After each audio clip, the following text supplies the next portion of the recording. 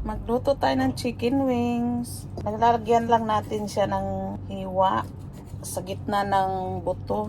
Tapos, both side, islit natin siya ng para madaling mag-absorb yung sauce na gagamitin ko. So, ayan na guys. Ayan o. So, ayan lang siya. So, ilalagay na natin sa ating plato. Garlic powder, half teaspoon. Paprika, 1/4 teaspoon. Asin powder, white pepper or black pepper, 1/4 teaspoon.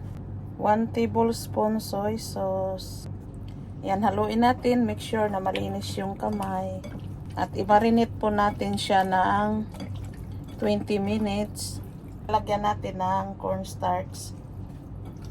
1 teaspoon. Teaspoon dark soy sauce. Kanyang color. So, ayan guys. Marinate natin ng 20 minutes.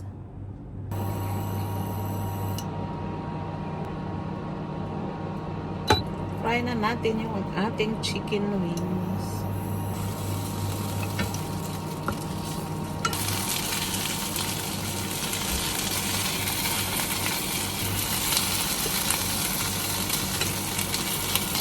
Fry 4 minutes both sides.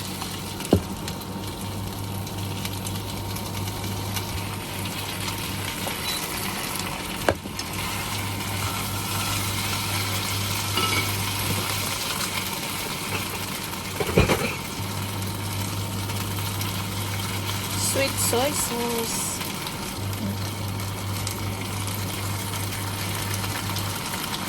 2 tablespoons sweet soy sauce.